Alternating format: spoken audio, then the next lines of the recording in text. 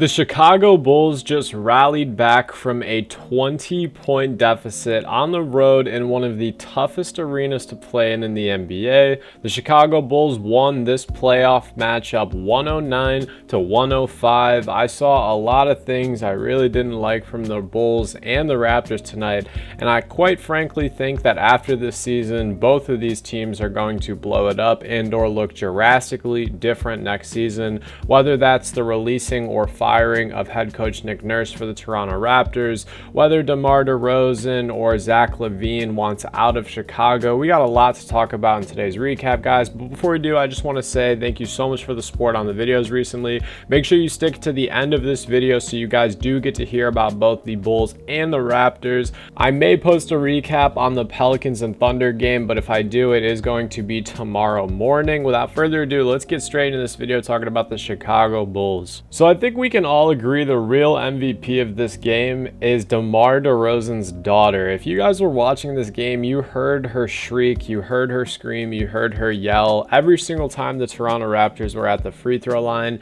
In an arena full of 18,000 people, somehow one little girl was able to stand out the most. The Raptors shot a terrible 50% from the free throw line tonight.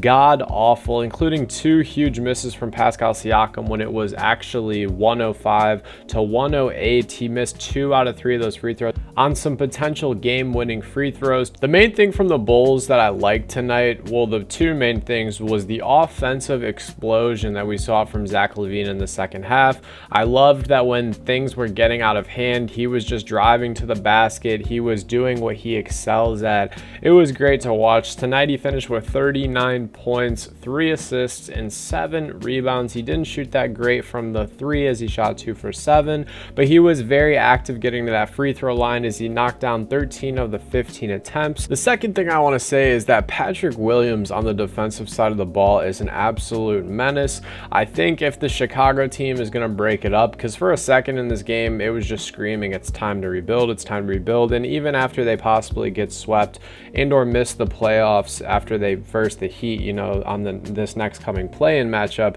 I think that Patrick Williams is a key piece in this squad that needs to be taken care of. He needs to be respected. Him and Alex Caruso, and if Lonzo Ball was still a part of this roster, maybe we wouldn't even be talking about rebuild conversation, but the defensive ability that these guys bring to the team is just absolutely great. DeMar DeRozan did his typical thing from mid-range tonight. He finished with 23 points, 7 rebounds, and 3 assists, and shot over 50% from the field. He was looking great for the most of this night. He wasn't as aggressive as I kind of expected him to come out to be, but when Zach LaVine was cooking as much as he did with those 17 points in the third quarter, I don't expect him to overstep his boundaries. One of the last things I want to say about the Bulls tonight is that Coby White is really turning into a great NBA player. Tonight he didn't miss a single shot and gave really solid off the bench minutes and production tonight as he had 5 assists and 9 points. I think when Coby White first entered the NBA, a lot of people, myself included, were quick to kind of say he maybe isn't gonna, have a long career. But I think with how talented the point guards were in Chicago for a little while, and talented may be a little bit of an overstatement, but how many minutes or lack thereof minutes there were for point guards in Chicago, I think Coby White kind of gets lost in that mix.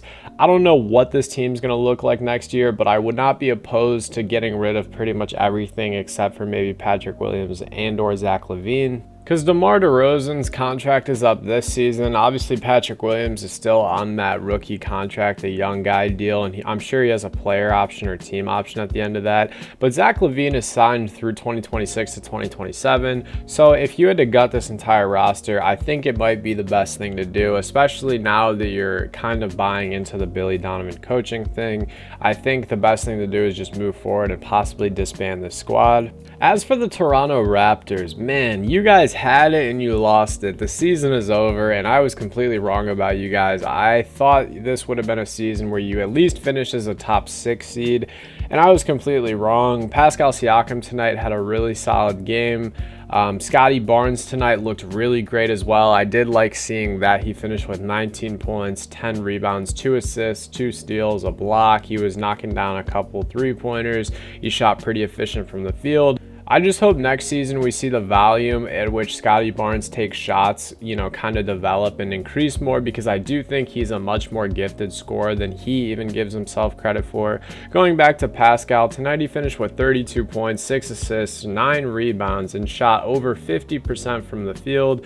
Although he did shoot under 50% from the free throw line tonight, I think Pascal is just so gifted. There's not enough spots on the All-NBA teams to give him a spot, but I think in most other years he would be. He's becoming an absolutely tremendously talented facilitator, and I adore that about his game. You just see a little bit of that LeBron or Russell Westbrook type of energy where he hammers his way to the rim and then he's just doing a great job of kicking it out and facilitating for his team. While he struggled efficiency-wise tonight, I think OG Anunoby is someone on this roster who, barring a rebuild, should be safe. He is tremendously talented on the defensive side of the ball, and if he's knocking down threes, it's just a big plus. I think this game probably was the last game we'll see Fred VanVleet as a Toronto Raptor, and the writing looked to be on the wall this entire season. He almost had a triple-double tonight. There was nothing wrong with his performance tonight, other than down the stretch he was taking some ludicrous shots and he was just chucking up threes, and when he's shooting 7 for 13 from three-point land, I guess I can't hate it, but he didn't make a single field goal other than one layup outside of his 7 three-pointers made. He had 26 points, 12 rebounds, and 8 assists. Turned the ball over a decent little bit, but a lot of Raptors turnovers in that fourth quarter, and I really do think, other than the free throw shooting, that was the kryptonite of this team.